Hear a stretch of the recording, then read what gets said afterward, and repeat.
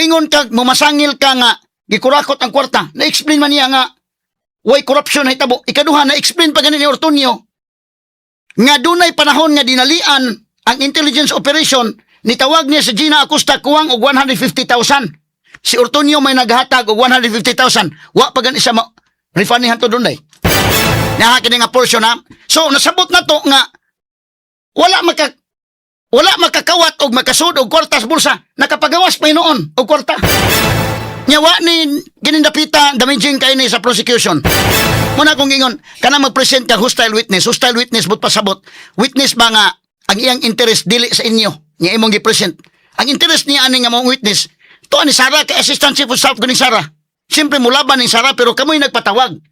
Ang prosecution man nagpatawag kay hoping makakuha sila mahigalag asa dapit masayop.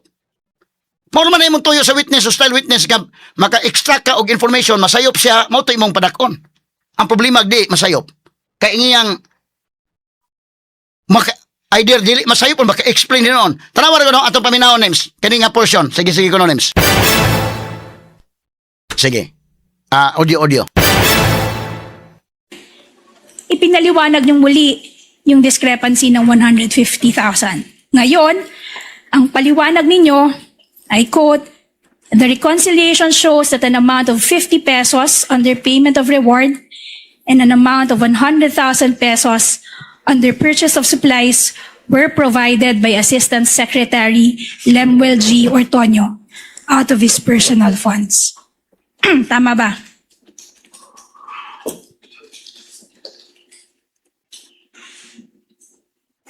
But do you recall making that statement in your supplemental reply, Mr. Yes. Ortonio? Based on Yes. the Yes. information also flashed on the screen, yes. Sa'yo galing yung 100. Ikaw yung Lemuel G. Ortonio, Assistant Secretary na pinapatunguhan. I mean, nire-refer dito sa sulat na ito. Tama ba? That's correct po. So alam mo rin, dahil ikaw ang nag-abot ng pera, alam mo rin kung kailan siya inabot. Kung kailan siya binigay. Tama ba? Yes. So by the time that you prepared your initial response to the notice of suspension, your letter dated March 13, 2024, yung Exhibit P-I-13-A na sa inyong tiningnan kanina, at that point, alam niyo na rin na nagbigay ka ng 150,000 pesos. Tama ba? But I had Yes. to confirm first with our special disbursing officer at the time. So we needed to make a reply. So we sent an initial reply and submitted a supplemental reply. So you are trying to say na ginawa mo yung letter dated March 13, 2024, nakapagbigay ka na ng explanation na hindi mo pa verify dun sa special disbursing officer at sa security officer. There is already a coordination. There was already a coordination. Yes, Pero but hindi mo naitanong. Naitanong mo lamang 9 days later. that's why we submitted a supplemental reply to ensure that we provide the proper information. At sinabi nyo pa rito, that was due to the urgency of the expenses. So, ibig sabihin, may sinabi sa inyong expenses na urgent kaya humingi ng 150,000. In short, pinaliwanag sa'yo kung bakit humingi ng 150,000. Yes? Ang Yes. nilapit po ito sa akin ni Miss Gina Acosta, our At sinabi SDO. niya, And then she mentioned that there was a request from Colonel Chica for and, and there was urgency for that Yes. request. Diba? At hindi rin karaniwan na may hihingi sa'yo ng 150,000 from your own pocket. Hindi naman to karaniwang ginagawa sa OVP, or karaniwan ba ito? No, it's not No. common. Okay. Pero nung gumagawa ka ng notice of suspension, bigla mo nakalimutan na merong 150,000. Sinabi mo na kanina, Let na her finish her in-explain question sa'yo, and then I will hear your objection, Counsel. sinabi mo na kanina na pinaliwanag sa inyo ni Ms. Acosta na galing kay Colonel Chica yung paliwanag ng urgency for the request. Tama ba? Yes. Okay. Counsel, Your, Asked and answered already, Your Honor. proceed, Attorney May. okay. Yung Mr. Ortonio, your salary grade 29, correct? That's correct, ma'am. And you're receiving roughly how much in salary monthly? Mr. Ortonio. Your Honor, please. What is the objection, Counsel? Relevance. This is of the very question. relevant, Your Honor. It goes into the credibility of this witness. And if you can afford 150, Counsel, if you remember, Gina said the same yesterday. Witness will please answer the question. Salary grade 29, roughly about 180, 190 gross.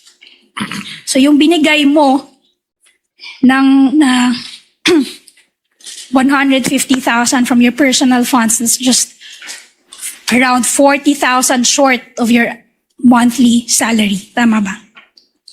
That's correct. Yes. Nung binigay mo ba ito, yung 150,000, may hiningi kang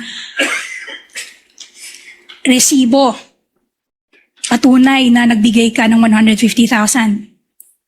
At the time po, because of the urgency and dahil humingi po ng tulong si Miss Gina sa akin, I provided her with the request. And were you able to recover the 150,000, Mr. Ortonio? Unfortunately, ma'am, I was not reimbursed anymore. You were not reimbursed. Up to today, Mr. Ortonio? Yes, Your Honor. I wasn't reimbursed anymore. At etong 150,000 naman na ito, hindi ito nag-appear. Yung pagbigay mo ng 150,000, hindi ito nag-appear sa kahit anumang record ng Office of the Vice President. No. Hindi.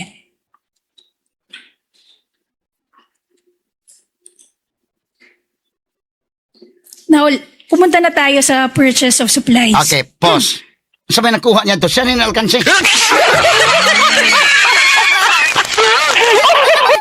Luoy taon, ang prosecution gapon.